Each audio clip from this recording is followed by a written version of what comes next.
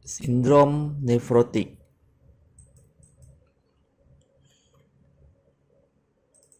Sindroma nefrotik merupakan suatu penyakit glomerular yang ditandai dengan edema atau pembengkakan, protein urea masif lebih dari 3,5 gram per hari, hipoalbuminemia lebih kurang 3,5 gram per hari, hipokolesterolemia, dan lipid urea. Sindroma nefrotik memiliki berbagai efek metabolik yang berdampak pada individu. Beberapa episode sindroma nefrotik ada self-limited dan sebagiannya diantara respon dengan terapi spesifik. Sementara sebagiannya lagi merupakan kondisi kronis. Pembengkakan yang parah, edema terutama di bagian mata, pergelangan kaki, tangan dan kaki. Urin berbusa akibat kelebihan protein dalam urin, kenaikan berat badan karena retensi cairan, kelelahan dan kehilangan selera makan. Gambaran klinis dengan edema yang progresif atau bengkak di ekstremitas bawah, peningkatan berat badan, dan lemah merupakan gejala tipikal dari sindroma nefrotik. Selain itu juga dapat ditemukan urin berbusa. Pada kondisi yang lebih serius akan terjadi edema preorbital atau genital, sites, efusi pleura, serta terjadi bengkak yang hebat dan generalisata dapat bermanifestasi sebagai anasarka. Pemeriksaan fisik akan ditemukan preterbia, anemia, edema preorbital, edema skrotum, dan edema anasarka asites. Pemeriksaan penunjang adalah urinalisis dan biakan urin, protein urin kuantitatif, pemeriksaan darah, pemeriksaan radiologi, pemeriksaan histopatologi. Faktor risikonya adalah hipertensi, kemudian penurunan GFR, glomerular filtration rate. GFR merupakan cara terbaik untuk menentukan tingkat fungsi ginjal serta menentukan tingkat keparahan bagi penderita penyakit ginjal.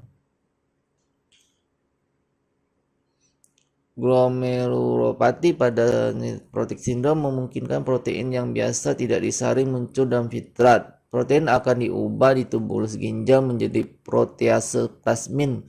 Plasmin berperan dalam mengaktifkan saluran natrium epitel pada sel nefron yang memfasilitasi penyerapan natrium yang disaring dari tubulus.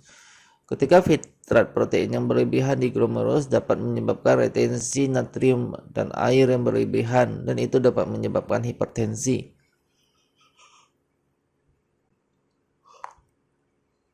Kemudian edema, semakin rendah kadar albumin maka semakin besar persentase edema pada anak sindroma nefrotik. Klasifikasi dan penyebab sindroma nefrotik bisa karena glomerulonefritis primer. Ini disebabkan karena glomerulonefritis lesi minimal, segmental, membranosa, membranoproliferatif, dan proliferatif lain. Kemudian glomerulonefritis sekunder bisa karena infeksi, HIV, hepatitis B, hepatitis C, sifilis, malaria, skistosoma, tuberkulosis, dan lepra. Kemudian keganasan, adenosarkoma paru, kanker payudara, kolon, limfoma Hodgkin, myeloma multiple, dan karsinoma ginjal. Connective tissue disease (SLE), arthritis, mixed connective tissue. Kemudian karena efek obat dan toksin, diabetes, amyloidosis, preeklamsia, dan reflux vesicoureter.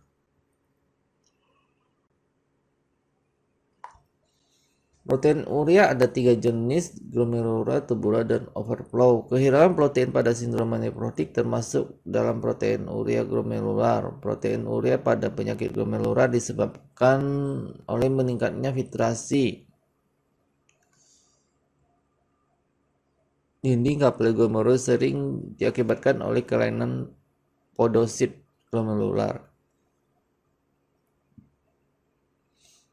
Hipoalbuminemia, pada keadaan normal produksi albumin di hati adalah 12-14 gram per hari. Jumlah yang diproduksi sama dengan jumlah yang dikatabolisme. Katabolisme secara dominan terjadi pada ekstrarenal, sedangkan 10% dikatabolisme pada tubus proksimal ginjal serta resorpsi albumin yang telah difiltrasi.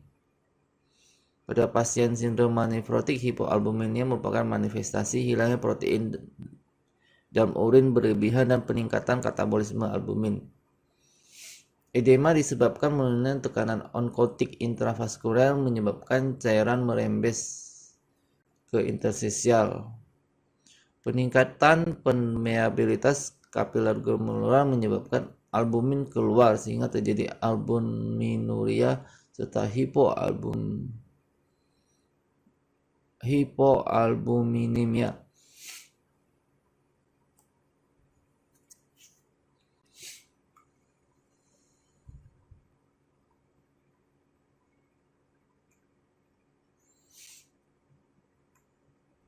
Kemudian terjadi hiperkolesterolemia.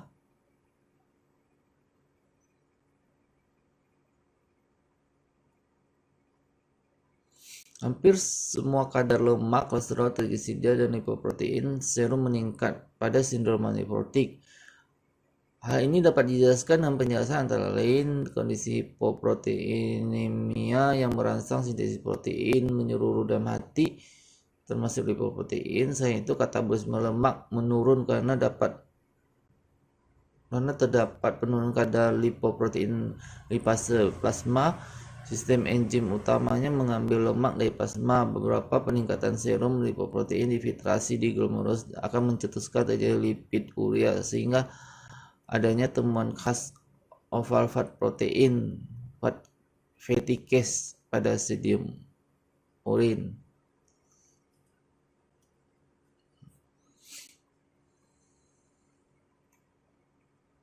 Dampak sindrom nefrotik mempunyai efek metabolisme sistemik yang dapat mempengaruhi keadaan umum. Beberapa kasus sindrom nefrotik merupakan self-limited. Beberapa kasus lainnya berespon baik dengan pengobatan spesifik. Berdasarkan responnya terhadap kortikosteroid, sindrom nefrotik dibagi dua: sindrom nefrotik sensitif steroid dan sindrom nefrotik resisten steroid.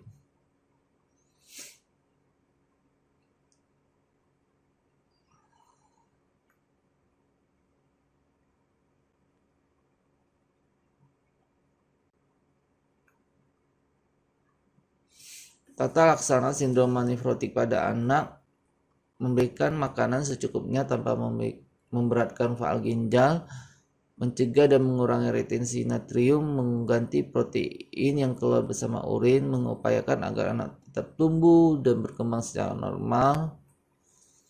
Syarat dietnya adalah energi sesuai dengan kebutuhan berat badan, protein sesuai AKG, lemak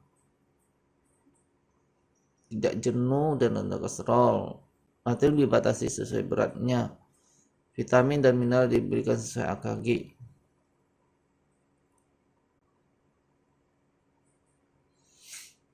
Makanan yang dianjurkan dan tidak dianjurkan pada diet sindrom nefrotik. Yang dianjurkan ini karena sumber tenaga: beras, kentang, makaroni, bihun, ubi, talas, mie, maizena, minyak margarin, garam, santan. Yang tidak dianjurkan adalah produk-produk olahan, roti, biskuit, kue-kue yang diolah dengan garam dapur, soda.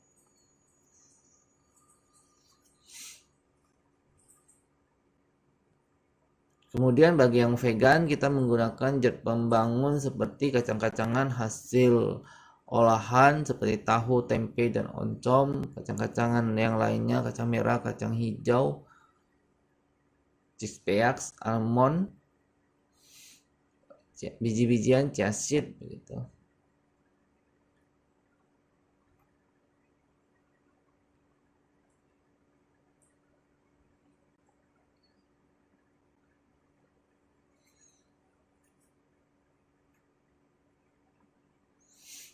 Tujuan diet sindrom nefrotik adalah memenuhi kebutuhan energi agar tercapai keseimbangan nitrogen positif. Kemudian mengganti kehilangan protein terutama albumin. Memenuhi kebutuhan zat gizi untuk mencegah dan mengurangi kerusakan jaringan tubuh, mengontrol hipertensi, membantu menjaga keseimbangan cairan dan elektrolit, membantu mencapai dan mempertahankan kadar lipid darah. Prinsip diet, energi sesuai kebutuhan, protein diutamakan, tinggi kalium, lemak sedang, komposisi rendah lemak jenuh dan rendah kolesterol. Kebutuhan vitamin dan mineral berdasarkan analisis asupan zat gizi dan data biokimia. Perhatikan penambahan suplemen kalsium, fosfat, Fe, vitamin B kompleks, vitamin C, vitamin D, dan zinc.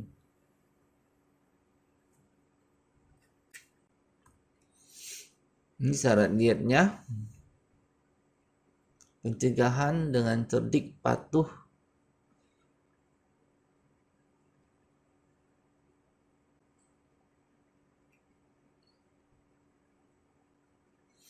pengobatan